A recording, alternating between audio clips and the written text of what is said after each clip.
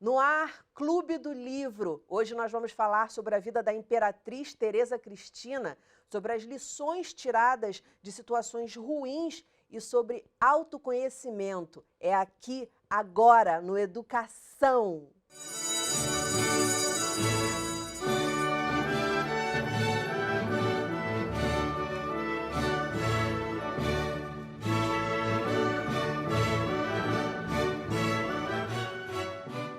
Minhas convidadas são a jornalista e escritora Ana Maria de Andrade, a escritora e colunista no jornal Correio, na Bahia, Vanessa Brunti, e a artista plástica Gabriela Nolasco. Muito bem-vindas ao programa, agradecer aí, cada uma parou no seu... Eu sei que Ana está em Teresópolis, Gabi na Bahia, não, Vanessa na Bahia, Gabi em São Paulo, quer dizer, esse é o lado bom de poder fazer por essa plataforma esse programa assim remotamente. Então, queria agradecer a vocês pararem aí a vida de vocês um pouquinho para estarem com a gente nesse momento. Queria que Vanessa começasse mostrando o livro que ela trouxe, a capa do livro. Nós que agradecemos, eu que agradeço o convite. Estou aqui com o Depois daquilo, que foi um dos meus últimos livros lançados. Você está falando aí nesse livro sobre relacionamentos, é isso? Isso. O Depois daquilo, na verdade, ele mistura frases que fazem brincadeiras com palavras. Então, ele tem frases soltas, assim, pelas páginas, mas ele também tem muitos textos mesmo, né? Crônicas, contos. E dentro dessas frases que brincam com os sentidos das palavras, ressignificam as palavras, cortam, quebram as palavras. E dentro desses textos, crônicas e pequenos poemas, ele é uma misturona, né? Todos eles tratam dos ganhos das perdas. Então, são temas voltados ao passado e como lidar com essas cicatrizes no presente. E aí nós vamos desde o autoconhecimento e as cicatrizes dos relacionamentos amorosos até as questões de vida profissional, sucesso, legado, amizade, família. Então, são todos os tipos de relacionamentos possíveis humanos, sociais, e como nós podemos lidar com essas cicatrizes, enxergando os ganhos dessas perdas.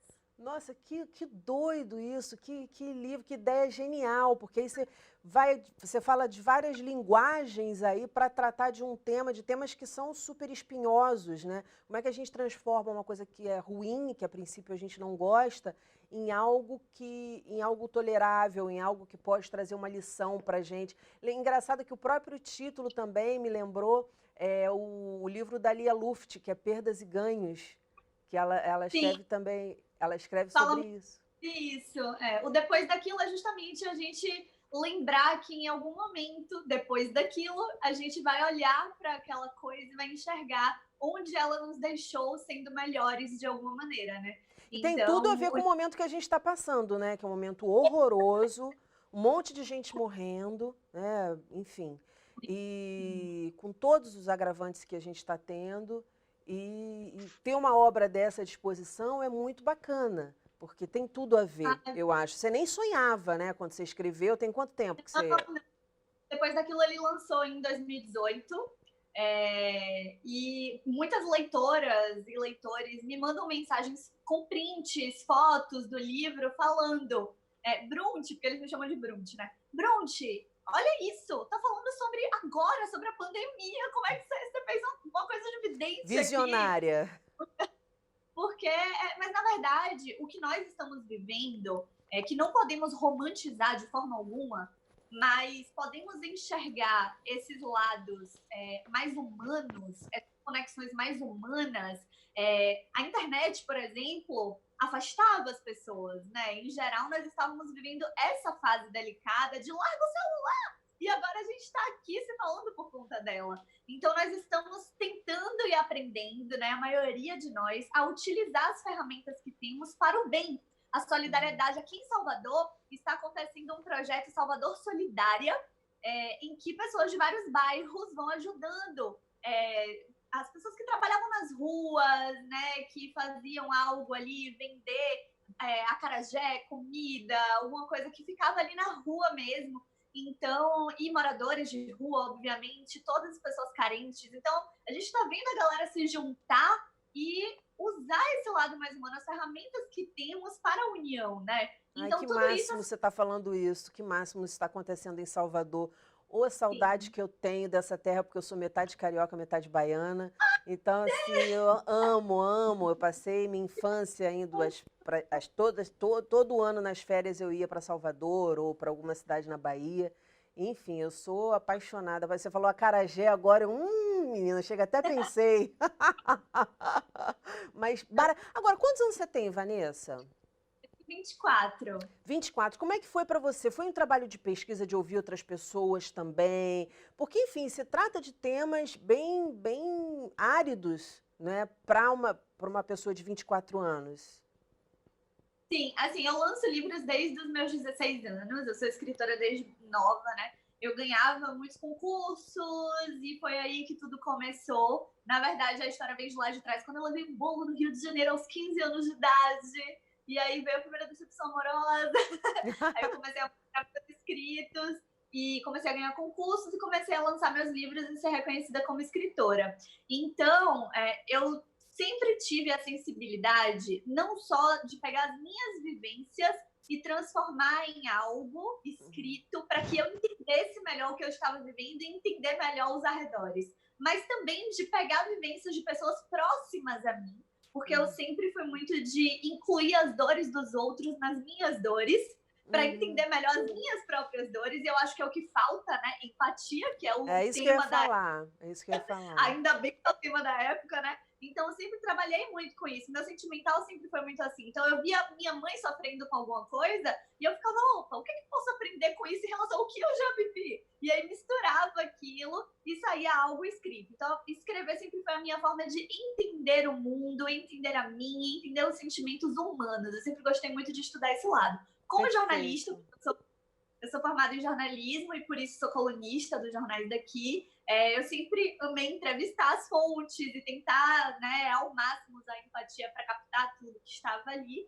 Então, acho que tudo isso gera uma sensibilidade de passar essas experiências e essas lições, de ler os seres humanos de uma forma mais poética. Falou a jornalista e a escritora aí, porque é a mesmíssima situação minha. E não tem como, né? A gente parece que realmente, eu com 20 e poucos anos, parecia que, sei lá, tinha bem mais. Porque quando a gente se abre para fazer essa leitura do outro, a gente ganha em maturidade, assim, eu acho que muitos anos. Mas falando nessa questão de maturidade, falando nas tristezas e nas alegrias, como é que foi a vida de Tereza Cristina, Ana Maria? Mostra o teu livro, o livro que você trouxe a respeito. Pois é. Bom, primeiro eu agradeço, né, Daniela, aí pela participação. E estou ouvindo você falando, e engraçado como que nós nos identificamos, né? Porque eu também sou jornalista, também comecei com meus 20 aninhos, né, a redação, né, a ser redatora de jornal. E eu digo sempre que o que é um jornalista se não um contador de histórias, não é verdade? Exatamente. Nós somos contadores de histórias, né? E eu fiz a minha faculdade de jornalismo sendo professora, né? Eu dava aula para os alunos pequenininhos de educação infantil e eu fazia questão de todos os dias contar histórias para eles. E aí nasceu o meu amor pela literatura infantil, né? Pela educação infantil, por esse público. E ouvindo também Vanessa falando, né? Essa questão da transformação, né? A criança agente de transformação. E o livro, ele é um objeto mágico, né, para a criança. A partir de uma história, né, a gente pode desenvolver tantos valores, né, tantos princípios. É uma formação, né, da personalidade. E daí eu comecei a escrever para crianças. Eu achei lindo, o que eu acho lindo é assim, que eu sei que esse livro que você vai mostrar para a gente agora, ele é acessível para crianças, você tem uma preocupação ecológica também dos seus livros serem usados, usar material reciclável, então é tanta coisa, e a gente acaba com esse compromisso, né, de mais uma jornalista aqui para a roda, quer dizer, a gente tem esse compromisso com o social muito forte, não que o escritor não tenha, mas a gente tem... Né, a gente vem com dose dupla, é jornalista, é escritora, é professor, porque eu também sou professora, é professora, entendeu? Então, é gostar de luta mesmo, de estar com os olhos abertos e ligada nessa questão social. Mas mostra a capa do livro, Ana, por favor. Então, né, esse é o lançamento, né, é o meu número 20, né? É o Uau! 20º livro que eu estou lançando. E o primeiro e-book, na verdade, né? Esse aqui eu fiz um protótipo, até porque a proposta do livro é justamente, né, a acessibilidade. Então, para esse livro, porque eu também sou educadora, Daniela, eu escolhi trabalhar com as obras dos pintores do século XIX. Né? O século XIX ele foi marcado, né, por pintores, retratistas, documentaristas. Era assim que as pessoas registravam a vida naquela época.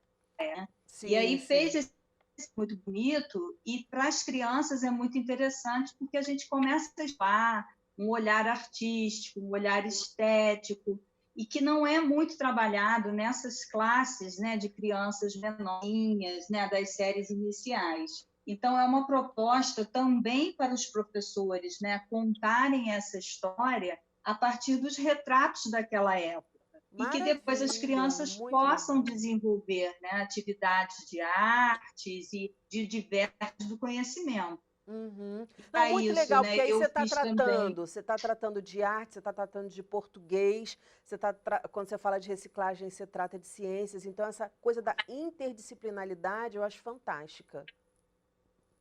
Exatamente. E pensando justamente nessa ideia, né, ele vai acompanhado do guia do professor. Né? O guia do educador ele traz várias sugestões pedagógicas e também informações históricas, porque como a história ela tem foco no público infantil e a história da Imperatriz Teresa Cristina é uma história riquíssima, eu tive que selecionar, né, aquelas informações mais básicas para que as crianças pudessem compreender, mas do educador, o professor encontra, né, outras informações que ele pode aprofundar de acordo com a faixa etária, o Sim. interesse que a criança Da vida da demonstrou. Imperatriz, o que que você descobriu que mais te chamou a atenção, assim?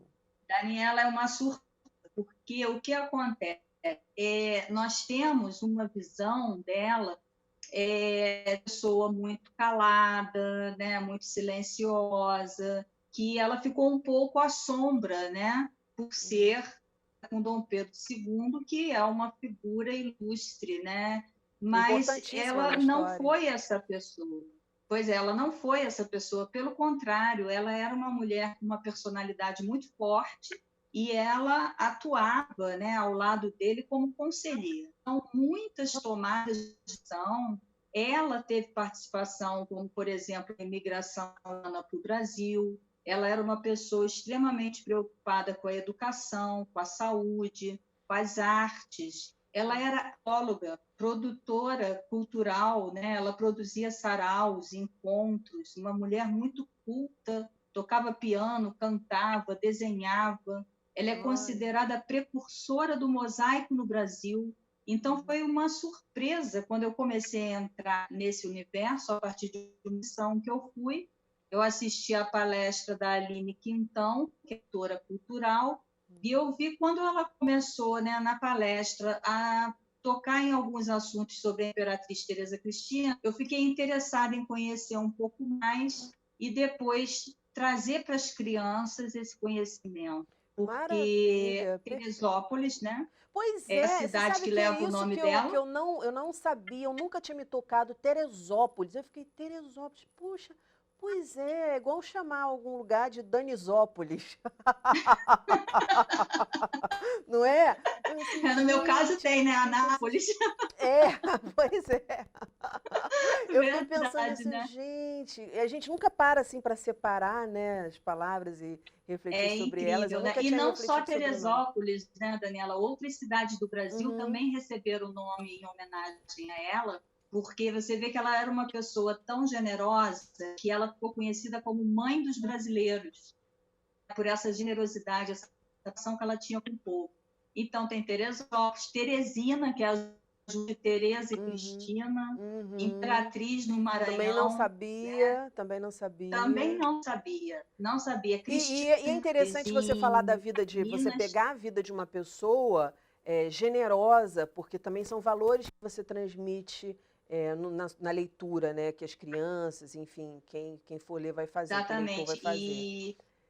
Então... E é tão interessante, né? Eu tenho algumas amigas, né, contando a história, né, para os filhos, e uma das minhas amigas, o filho dela é bem pequenininho, ele tem 5 aninhos. E quando ele ouviu a história falando sobre isso, né, dessa rainha, essa imperatriz que era culpada com um povo tão generosa, ele falou para ela assim: puxa, mãe, eu queria viver naquele tempo. Para você ver, né? Criança de 5 aninhos, ele já compreendeu isso, né? Que tá faltando um pouco disso para gente hoje, né? Pois é, eu vou pegar esse gancho, vou pegar esse gancho para passar para a Gabriela. Gabriela, tá faltando autoconhecimento, por isso que você trouxe esse livro aí para a gente. Mostra a capa. Eu acho que sim. Tá faltando muito autoconhecimento e tá faltando a gente compreender a força da palavra, né? A gente está aqui no programa sobre literatura. Eu trouxe esse livro da Shonda Rhimes. Ela é uma autora norte-americana, uma mulher negra incrível, e ela escreveu nesse livro uma jornada de autoconhecimento em relação a ela mesma. O nome do livro chama O Ano em que Eu Disse Sim. Como dançar, ficar ao sol e ser a sua própria pessoa. A Shonda Rhimes, ela... É isso que eu queria te falar. Por que essa obra te marcou? Porque você escolheu justo essa obra para trazer hoje para a gente conversar. Porque ela dá uma importância muito grande para a voz. A gente está aqui falando sobre literatura e ela é uma autora que destaca muito na produção dela a importância da gente ter uma voz pessoal, da gente se colocar, da gente se externar, da gente falar sobre o que a gente sente. E nesse livro ela pauta a importância de dizer sim para ela mesma. Então ela é uma autora mundialmente conhecida, ela escreveu séries maravilhosas que são super de destaque até hoje, como Grey's Anatomy, Scandal, mas ela tinha uma grande dificuldade de dizer sim para ela mesma, então ela nunca tinha tempo para nada. Ela estava o tempo inteiro se negando, o tempo inteiro se boicotando, o tempo inteiro dizendo que ela era uma mulher muito cansada, com muitos compromissos, até que a irmã dela desafia ela e diz: você é tão boa em tantas coisas, mas você nunca se permite. E a partir disso ela passou um ano inteiro dizendo sim para ela mesma e se aventurando. Esse livro conta a história desse ano e vai contando, mostrando vários momentos e várias passagens dela se experimentando. Eu acho que falta um pouco disso hoje em dia. Que bacana você ter trazido isso, porque agora eu vou botar todo mundo em saia justa nesse programa aqui.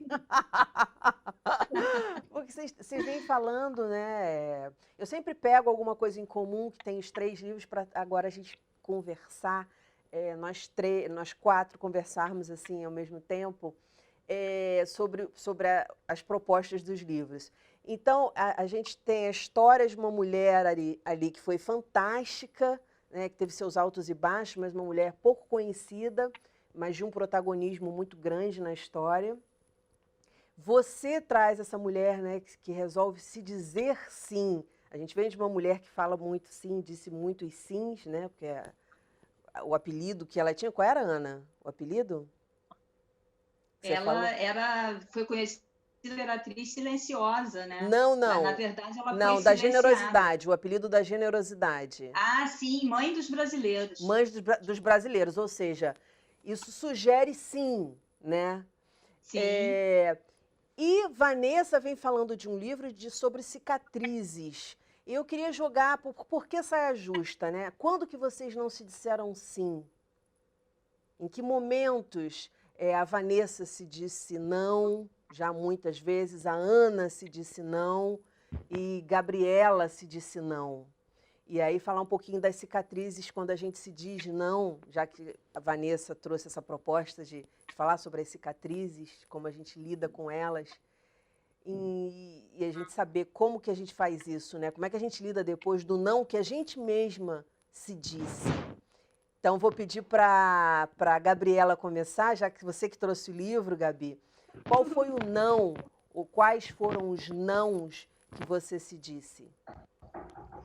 Eu acho que eu me digo muito não para o conhecimento, assim. Eu queria ser mais corajosa para aprender outras línguas, para viajar para outros lugares sozinha, para explorar mais o mundo e as possibilidades. Mas por ser medrosa, eu fico com medo e ai, não consigo. Tenho ainda algumas amarras com essa ideia de desbravar, né? Essa ideia de viajar sozinha, de De ir para achar que você fora pode, sozinha. né? Que você consegue, que você não precisa ter ninguém. Exatamente. E ter uma força de conhecer, né? De Sim. conversar com as pessoas, de explorar os territórios, assim. Uhum. De me sentir livre e potente para isso. Eu acho que eu me digo muito não nesse lugar do novo. Perfeito. E você, Vanessa? Eu acho que existem duas vertentes e adorei que esse ponto foi tocado, porque dá até para falar do Ir Também é Ficar, Ah, que foi um livro sim, que sim. eu lancei. Ele é de contos e ele fala sobre as banalizações dos relacionamentos atuais. O primeiro conto do livro traz a história de 2040, 2041 é uma distopia, e nessa realidade de 2040, 2041 não existe mais a possibilidade de se ter relacionamentos duradouros.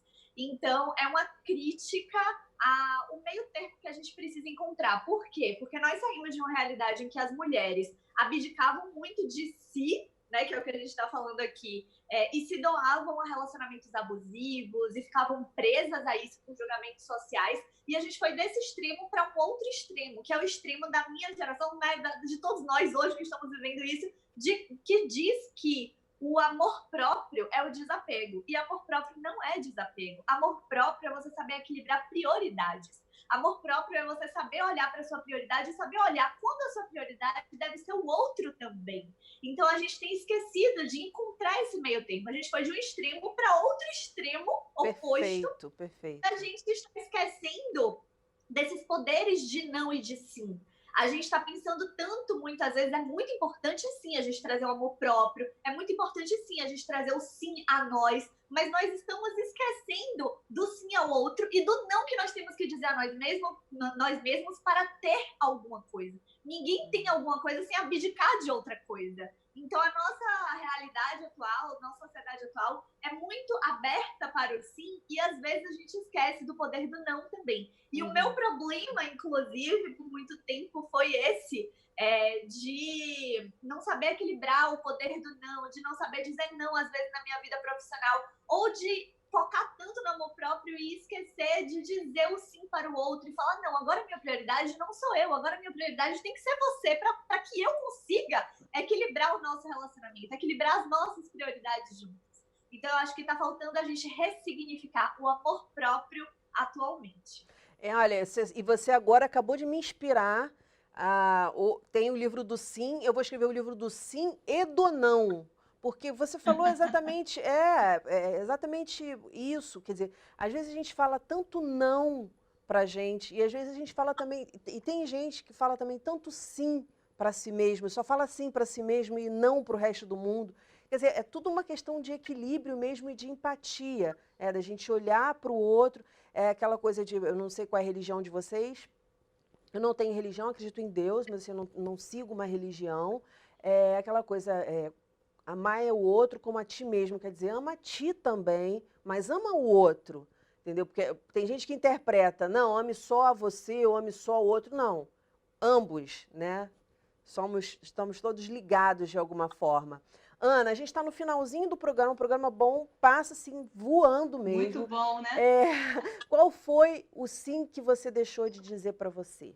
Eu gostei muito do que a Vanessa falou, porque eu concordo muito com ela.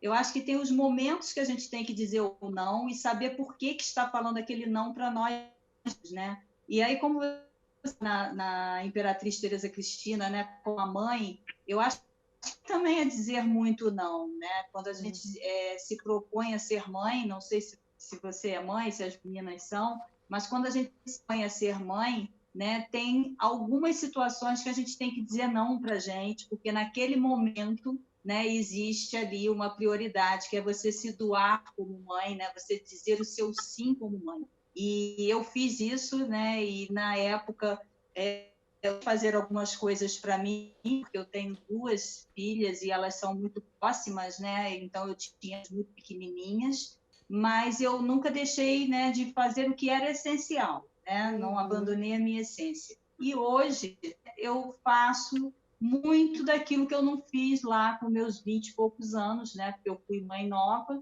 e eu recupero agora, né? Quer dizer, Então, são os hoje está momentos. sendo meu sim para mim, né?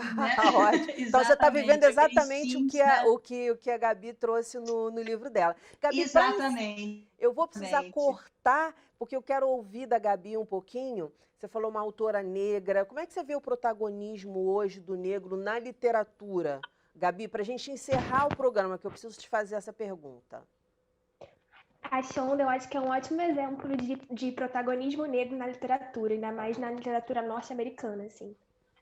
A Vanessa falou que é muito fã dessa série que a Shonda escreveu, que é o trabalho mais famoso dela, que é Grey's Anatomy.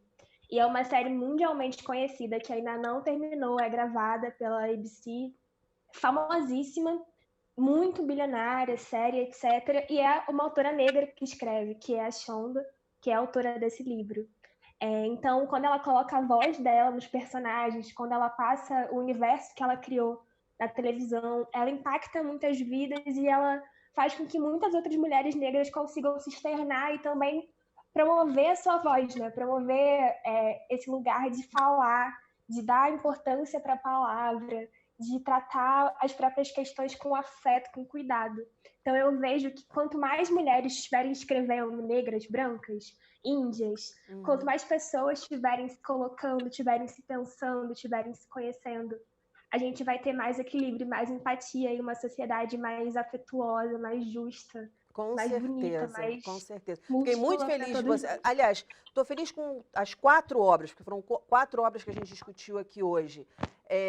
E de você, especialmente porque você está nesse lugar de fala, de você trazer um livro de uma autora negra. Muito bacana. Gente, parabéns pelo trabalho de vocês. Sucesso. Muitíssimo obrigada pela participação aqui no Educação. Obrigada a você.